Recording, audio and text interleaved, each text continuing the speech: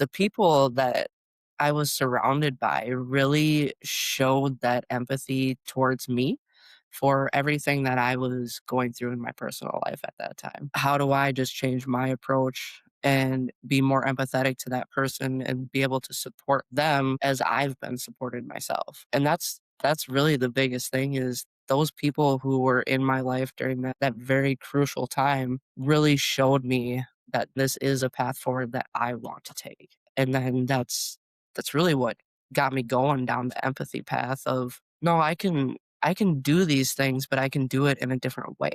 And it really just kind of opened my mind for it. Welcome to Return on Empathy, a podcast brought to you by the Empathy Collective, a community where leaders come together to navigate change without losing their humanity. Whether you are a plant manager trying to humanize the factory floor, a small business owner wanting to build a strong culture that lasts, or a corporate executive striving to prevent burnout in your team, you belong in this community. In this episode, we explore what it really means to lead change by first understanding the human experience behind the work. My guest, Kim Peplinski, is a continuous improvement analyst at QuickTrip, a convenience store chain in the upper Midwestern United States. Kim teaches and coaches lean principles and tools, but at the heart of their work is a deep belief that improvement only sticks when people feel seen, heard, and respected. Kim shares how empathy mapping can transform traditional process improvement by giving people permission to act, creating engagement, ownership, and momentum for real change. We also talk about the ripple effect of workplace empathy, how the way we feel at work shapes how we show up at home, and why staying emotionally grounded as a leader matters most when the pressure to meet the numbers is high. Make sure you stick around for the passing of the empathy torch at the end of the episode, where Kim will respond to our previous guest's empathy challenge and share their own empathy challenge for the next guest. We encourage you to take on these challenges as well and share your experience with us. This is Return on Empathy. Welcome to the show, Kim. It really is a delight to have you today. I've been looking forward to this conversation ever since I saw you at the Association for Manufacturing Excellence conference. We were sitting together in a workshop, and I was immediately drawn to your leadership style and your approach to empathy. And you were talking about implementing empathy mapping. So I was immediately intrigued by your work at QuickTrip and how you approach continuous improvement. So welcome. Very delighted to have this conversation. Thank you. Thank you for having me. Appreciate it. Before we get into your work and all the good stuff you're doing as a leader, I always like to get to know my guests before we get into the nitty-gritty of the conversation. So tell me about just you as a human. Is there a specific experience, this could be inside or outside work, doesn't matter either way, that has really shaped how you show up for people? I wouldn't say that it was any one specific instance. I'd say more of a culmination of occurrences kind of happened. About 8 years ago, I went through about three major life changes in about 9 months. And pre that, I feel like I wasn't quite as empathetic of a person as I could be.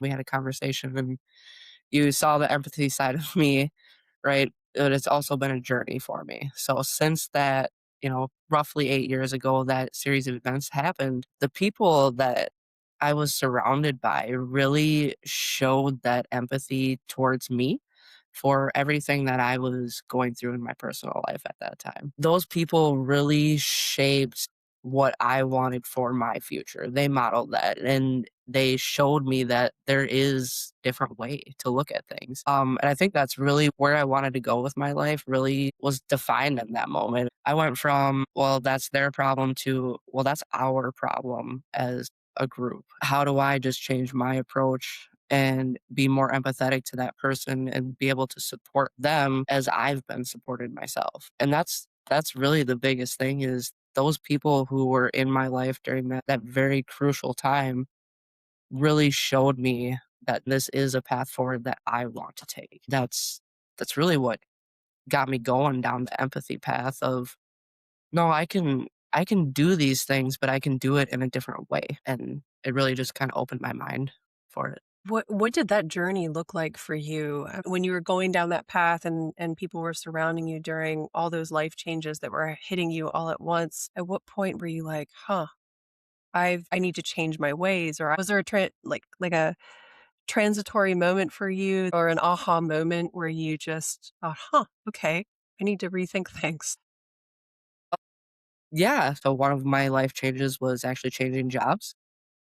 I went from full-time work, in a production facility to working in a restaurant, which wasn't anything out of the ordinary. I'd worked in restaurants before, but the owners of the restaurant really just kinda took me in and smoothed out kind of those rough edges and called me out on them. To be quite honest. They were like, "No, that's what are you doing?" And were very frank with me, and there was one instance that just really stood out, and it made me go home and think, like, "Is that really what I wanna do? Is that where I wanna be 10 years from now? Is that really the person that I still wanna be?" Yeah, it really got me to that point, was really the role change and then working with those people who surrounded me with love and kindness and showed me empathy, even though, like, some of those decisions that or life changes, some of those were my choices, but they supported me in those choices, and it didn't feel wrong, and they just gave me that empathy, and I just forever grateful for those people. They're still I call them family. My kids call them aunt and uncle. They just really showed me that it's possible to do it differently, and that was my aha is I was finally surrounded by people who were able to show me that. And then I took it and ran with it. Yeah, I love that example, and I remember you telling me before that making people feel seen and heard is really your mantra as a leader now, and you've seen how it's directly tied to engagement, and what you were telling me in this kind of transitional path that you were going down is that other people were seeing you and hearing you, and that's when you realize, "Oh, I feel seen, I feel heard, this feels good." I want to do this too. I wanna help other people in this way and lead in this way. So how were you then able to take those learnings from those newly acquired family members who your aunts and uncles as people who were so kind to you during that transition period? How were you able to take those learnings and apply them to the type of work that you're doing now?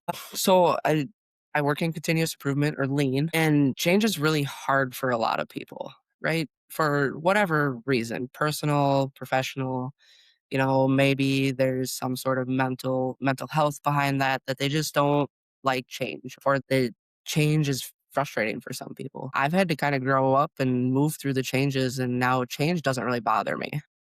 If I gotta change something, let's go. But not everybody has mindset. There's really a multitude of different reasons, but when you start actually talking to somebody about what their concerns are with that specific change, because continuous improvement is a change in mindset for some people. When you start talking about it and you start to hear those concerns and you come from okay, I hear what you're saying, I understand, and I can empathize with you. You're able to give them that, okay, they actually care about what I actually have to say, and then they're gonna do something with that. Feeling seen and heard without the action behind it, it kinda deters people, right? But if you put that active listening, into it, you come at it from a lead with your I always lead with my heart. I always use that as my thing. If you come at it using your heart and understanding what their concerns are, you can actually get to the bottom of what's stopping them from implementing that change from a work aspect. We're not therapists by any means as a supervisor, but some people just want to vent, especially if you've ever been on a production floor. Some people just want to vent. And okay, so vent to me. Don't vent to everybody else. Like I'll take that. I will absolutely shoulder that burden to just listen to you vent. Even sometimes that's all they need is they just want somebody to vent to. Let them vent about the change, hear their concerns, and then ask them, okay, so now that we've had a discussion around this, I hear what you're saying. What would you suggest back? And you kind of throw it back at them. Like, we're suggesting this. What would you give back to me? And that promotes that engagement and then the empowerment. Like, you actually want to hear what I have to say? Yes, yes, I absolutely want to hear what you want to say. And then I want to do something about it. I don't want to just sit back. I want to hear what you have to say, and then I want to do something about it. So how do we do that and move forward?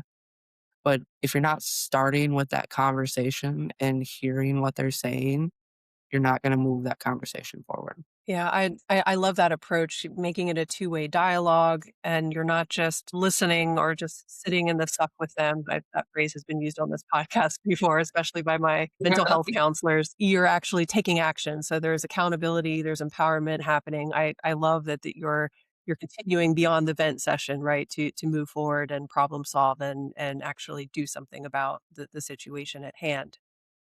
Tell me a little bit about continuous improvement because my listenership is extremely broad.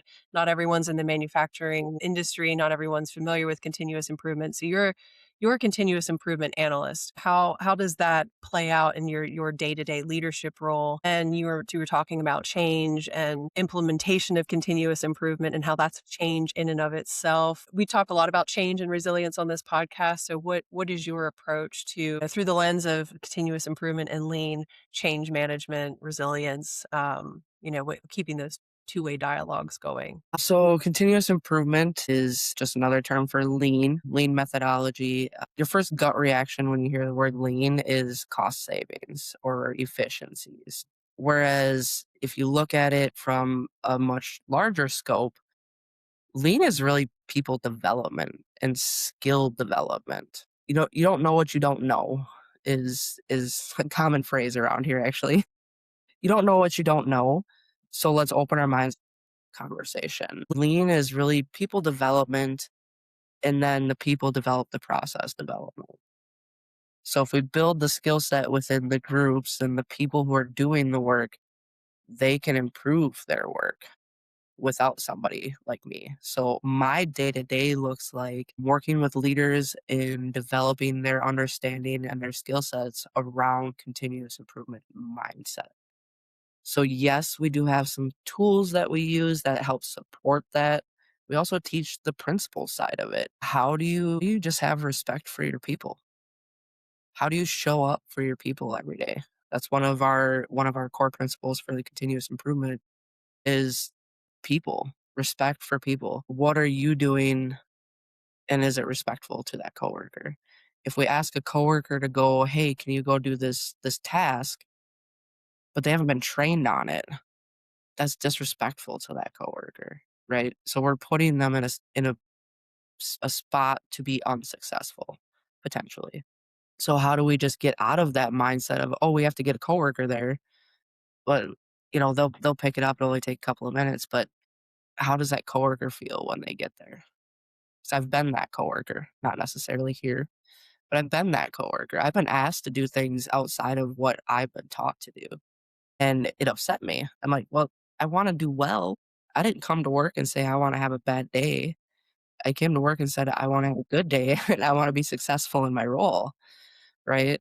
And just looking at it from that lens, you can start to see the empathy side of it, right? If you're automatically saying as a leader, "Well, they messed up, it was their problem." Well, no, what did we do that allowed that to happen? Where did the problem occur? So working through a lot of that stuff from a continuous improvement analyst angle. And then kind of your second part there is working with the rest of the group. So I have no direct reports in any of the functions that I support from a continuous improvement standpoint. So I don't sign anybody's paycheck. I'm not the person who does their reviews. I am a person who comes in and says, "What do you need?" And then can we talk about these principles and then understand if maybe a tool is where we go from there. So we always let the need drive the change. And the need is usually driven by the people asking, right? They're asking for help.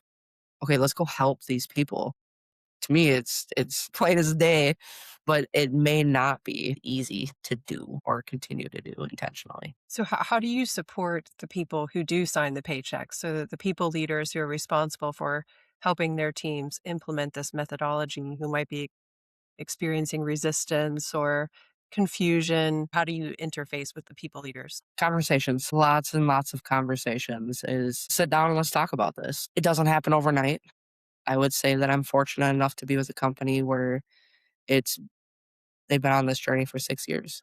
So I'm able to start having those conversations with people. And sometimes the conversation, gets a little tense as we go along because, you start to uncover some of the are we respecting our people? Have we set them up for success? And when you start asking questions, people get defensive. It's like, okay, well, I fully understand why you are getting defensive. It's your work. It's not my work. I don't sign your check. But where do you want to see yourself in 5 years?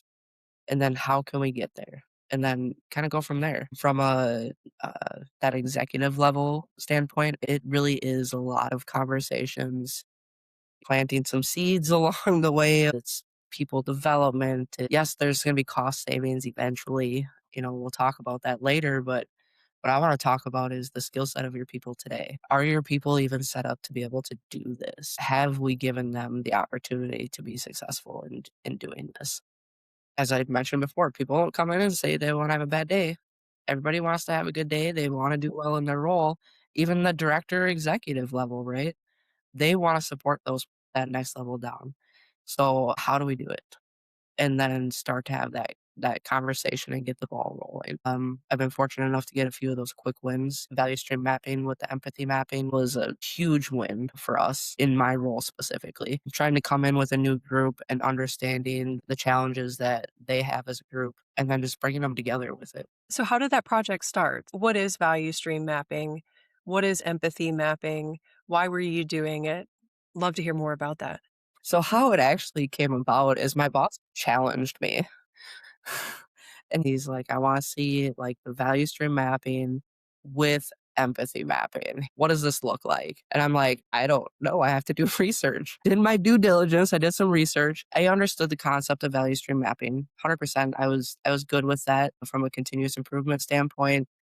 Very simple for me to really pick up on. And then the empathy mapping is really by design to be layered into the value stream mapping. So value stream mapping high level is you're mapping out your process, understanding who your suppliers and customers are in like inputs and outputs of each one of the tasks within the process. And then you identify waste through that process. So any abnormal work, and then you use like a benefit and effort matrix to prioritize which tasks or actions we can pull from that to remove the waste from the process. And then you go forth, actions, you remove the waste, move the process forward, you reprocess map it and understand what those success metrics are.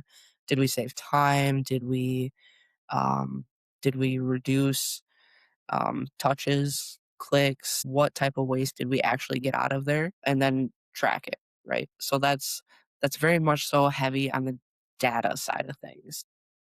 The challenge with the empathy mapping is we have all of these things and we know from a data standpoint we can fix them, or maybe we know of a different program we can use, just sharing that knowledge in a collaborative space. But the layer of empathy mapping brings in the task itself and then the person doing the task.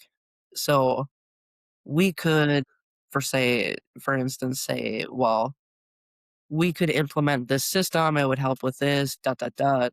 um, what do you think? And then the person who's actually performing the process could be like, that's not even the part that I'm worried about. That's not the problem. That's not what's bothering me. So we're focusing all this energy on the system implementation when it's as simple as that's not even what the coworker is asking us for. So that's where the empathy mapping comes in, is to help prioritize which tasks to go after first. Because when we have happy coworkers, everything gets better. Life is good. QuickTrip slogan, life is good. But we go down that wrong path and that coworker sees that, they don't feel seen or heard. They're probably going to reduce engagement. They don't feel empowered that way. They're like, well, somebody else made the decision for me. And this isn't even what I was asking for. So that's how those two actually marry together, is we do the process mapping and then right immediately after the empathy mapping, because that helps us set those opportunities and actions that we can go forward with and then prioritize it. Yeah. And I mean, this to me, this links really nicely to what you said at the beginning of the conversation, where, usually when you hear lean, you automatically think waste reduction, creating efficiencies. And so the value stream map to me is that piece, right? You're looking at where you can create efficiencies from a system perspective, but then the empathy mapping layers in that respect for people component that you were referencing earlier as well. And what is the human impact of this list of Yeah. efficiencies that we've created, and how should we prioritize this from a human side? So I love that. I almost feel like the value stream mapping and the empathy mapping have to go together. You can't do one without the other. When your manager challenged you to do this, what was his reason for challenging you to incorporate that? I can't speak for him. I'm not entirely sure, but I work with an HR department. So I moved from a production group where it really just makes sense and moving into the HR department, which, operates just a little bit differently than a production group. It wasn't necessarily my forte. I definitely have a heavy production background, but I do have a very empathetic approach to how I talk about continuous improvement and what the benefits are of implementing systems that support continuous improvement mindset. So the challenge there was, well, our HR department really leads with that empathy side. 100%. They're the people like, okay, how do I support you? And I think that's where I'm actually seeing probably the most buy-in is we've layered it with that piece is okay, let's talk about this. If you are holding back on what you're saying, we're not getting to the bottom of what's happening. We're not actually able to address the issue that is the biggest concern for that coworker. And then once those coworkers feel seen and heard, right, they're there. They're bought in. They're like, let's go. That ties into the action piece that you were talking about earlier, how you want people to feel seen and heard, but then now what? What's next? How can we move forward together? If you are loving this conversation with Kim Peplinski, this is exactly the type of stuff we will be diving into in our brand new online community, the Empathy Collective. We are hosting a special launch event on July 15th at 12 p.m. Eastern, where you will meet some of the founding community members and hear a live panel discussion from 4 of our podcast guests. We can't wait to see you there. You actually shared an example with me offline of how this concept of value stream mapping and empathy mapping, when merged, you were able to really give people that they felt like they had permission to act. They could move forward. When you experienced this moment, what was happening emotionally in the room? Like, could you feel anything or sense anything? And how can you take that learning and maybe provide some advice to other leaders who are trying to find a way to deal with change resistance in their team and are struggling to find that step forward? I would say in that moment, that particular leader was feeling like they had brought this concern up before. Same concern about the process being just kind of cumbersome. And there was always the response of, "We'll get to it. It's on the to-do list." It was an IT request, not throwing IT under the bus, everybody gets busy, but they were basically just waiting for someone to do something with it. When I was approached about going through the value stream mapping with this specific group, it was, "This process is cumbersome. We have to do it, and we wanna do it well." There was never we don't wanna do this process. We don't mind the process, but does it have to be like this? Their next level leader said, Go, we'll do it. Go have that conversation with Kim. Go sit down. Go try this process."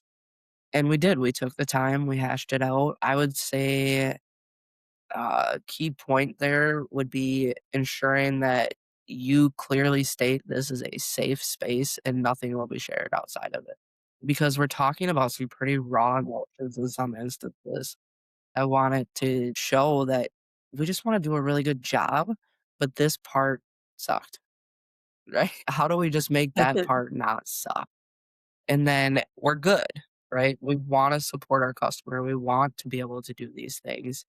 But we want to be able to do it where it's not time consuming, where it's not a headache for us to be able to do it. And coming off the back end of that was actually kind of eye opening for some of the leaders and the higher leaders here. They're like, well, we thought we gave the space to go improve your process. We thought we did that. So it was, they they weren't understanding why they weren't doing it to begin with. Maybe it's just a reminder for these people, like, you can go look at your own process. You can do some of these things. You don't have to wait for IT or, somebody else to do these things. Like, you have an idea, well, let's get together and talk about it. Like, I have a different perspective than you and I know different tools, I can collaborate with you. I can absolutely help you. As we went through it, my eyes were like, you guys are doing what? Like, it was there was a couple of times I'm like, "I know there's a better way, but we could talk about that later." They got to understand their process and question basically all of it. They're like, "Why do we do it that way?" I'm like, "I don't know, you tell me. Why are you doing it that way?" Once they really understood the why behind it, they're like, "Well, couldn't we just go have another conversation?" That was, like, 2 years ago. Why we do this that way now, right? Is it just as simple as go have a conversation with somebody and understand if it's still a need? Because before it was a need, 2 years ago, yeah, it was a need. But is it still a need? This gave them that platform to go question this and have the conversation with somebody and revisit some conversations. Coming out of that, I would say I can report some success there. They reduced their task time from 88 minutes down to 20 minutes. So Wow. they saved just over an hour of their time. Some of it was just having a couple of conversations and then updating like an Excel spreadsheet. It really didn't take that much, but until they actually took the time to do it and were given the permission to go, yes, go. We know that this process is rough. Go sit down and go have that conversation with Kim, have Kim facilitate it, and they brought it out tenfold. They did a phenomenal job. I don't traditionally take credit for anything. I just report out that success. From my standpoint, I facilitated it. They really did all of the work. So kudos to the group. And since then, we've had a couple more successful ones as well along the value stream mapping and empathy mapping. And people come out of the backside of it. A, yes, we have some cost savings, but B, now we feel like we can actually look at things and we have a better understanding of who we can actually contact about certain things too. Because that's a collaborative space. It wasn't just that process owner. There was a business analyst in there, was a project manager in there was myself in there. So there was a group of people there to support them doing this. That's such an incredible case study, and the fact that you came in, were able to facilitate their success and continue to do that with teams across your organization. I know that would justify me getting up and going to work every day. But imagine the difference in these people's lives that you made, bringing their task time down from, what did you say, 88 minutes to 20? Imagine the other work that they can get done during that time frame. And I also think about the conversation that I have over and over with leaders in manufacturing as well. So this ties into the next question I had for you is around prizing speed and productivity, and everything is so fast paced. And I hear this over and over from folks on the production floor. They're like, there's always pressure, constant pressure to make the numbers, make the deadlines.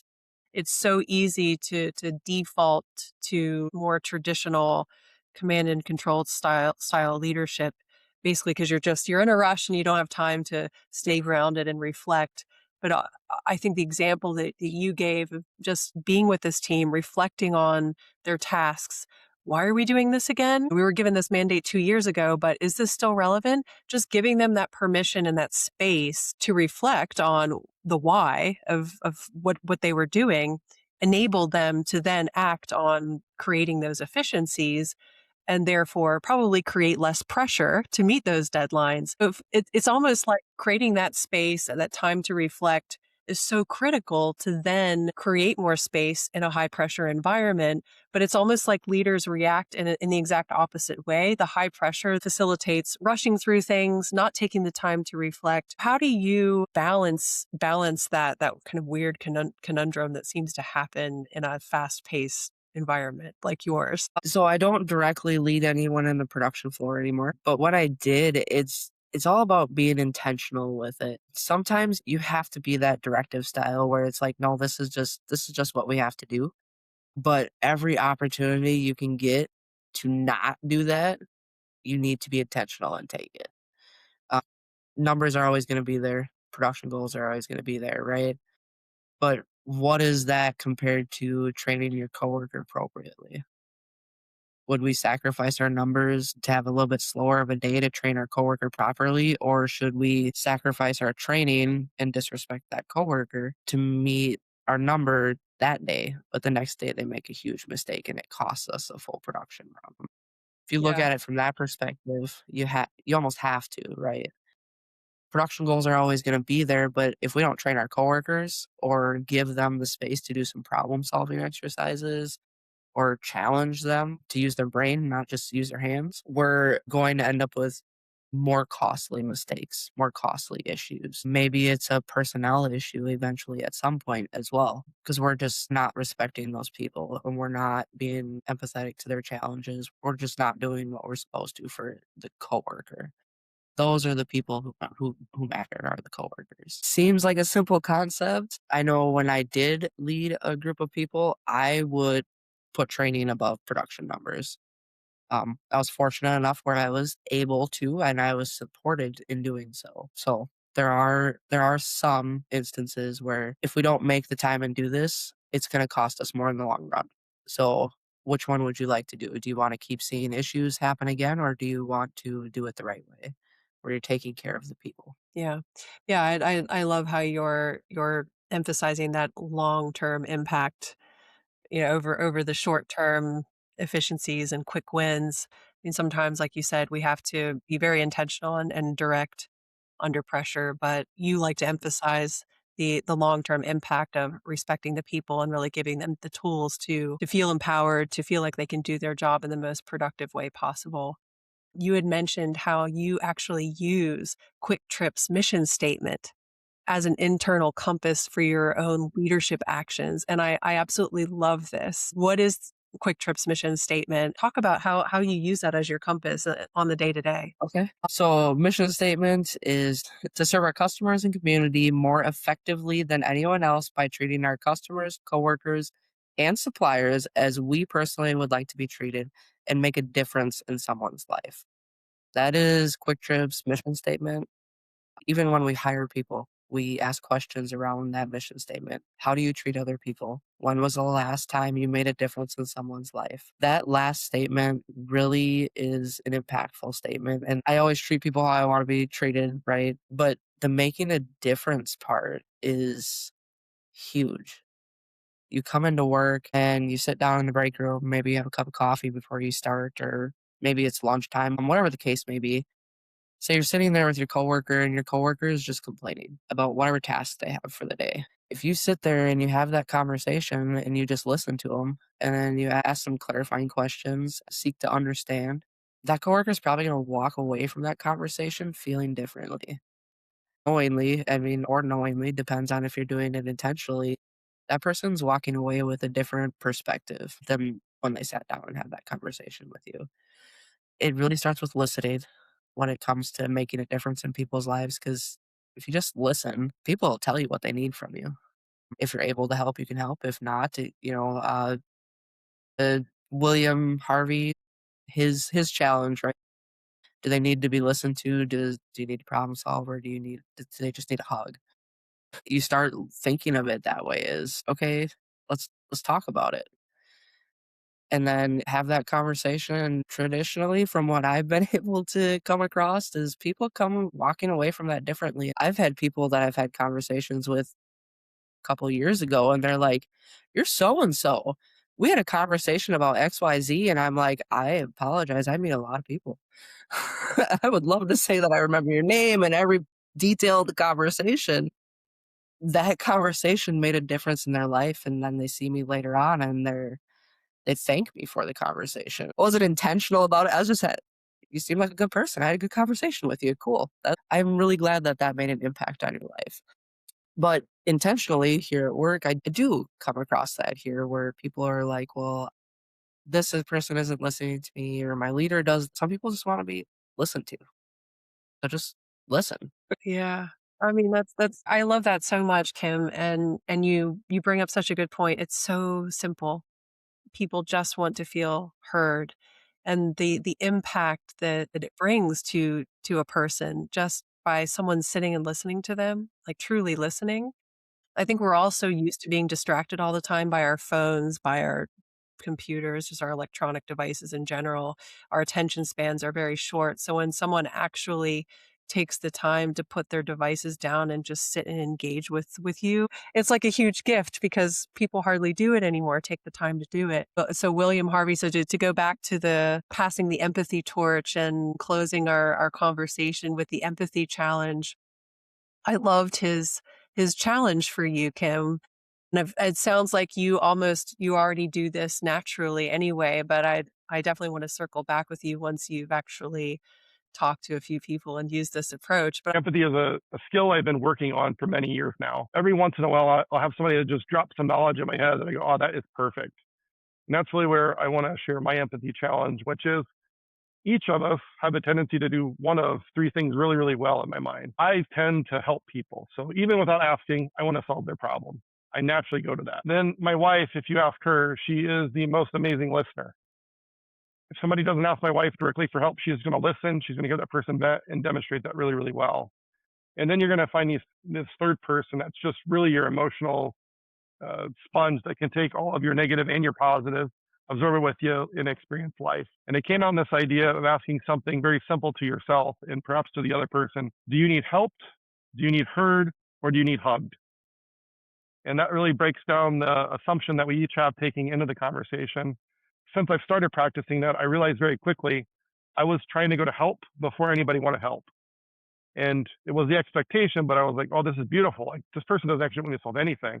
I just need to be here for them in the moment. William said when his mother died, there's this assumption in society that men need to be stoic and strong and in all aspects, right? And not show emotion too much. And he's like, I just really just wanted a hug. In so many cases, I just wanted someone to give me a hug and say, I'm here for you. So I think just being intentional about asking those questions before we launch into a conversation with someone is so special. So yeah, I'd love to circle back with you once you've had a chance to do this challenge with some folks at work or at home or wherever you decide to implement it. I'm curious to hear what your empathy challenge is for the next guest. Have you thought of one? This was a challenging one for me. But I'd originally come up with the pay it forward mindset, challenge you to take what you learned from the discussion about empathy mapping and how do you incorporate it in your day to day. It's a good one. The next guest is a continuous improvement expert. I'm sure she will appreciate this challenge. That's awesome. That's And I'll definitely close the loop with the two of you. So that's the yes. hope with these empathy challenges. I really want to bring more cohesion with my guests because I have the luxury of talking to all of you and Mhm. bringing together your collective wisdom. So I know each of you individually.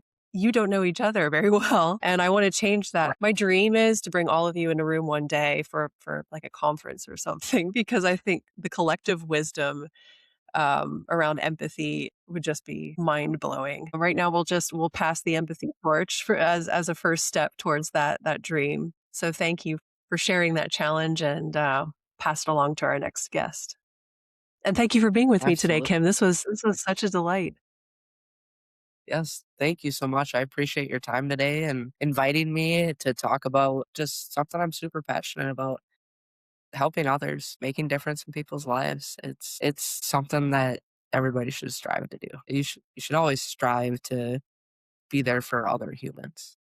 I love that, Kim. Thank you for being here. I'm inspired by your leadership. Thank you. If you enjoyed this podcast and would like to hear more, please subscribe wherever you like to listen to podcasts. And if you would like to learn more about the Empathy Collective and join the waitlist for the community we are building, sign up on our website, theempathycollective.com. Life is too short. Let's take care of each other at work so that together we can make this world a better place.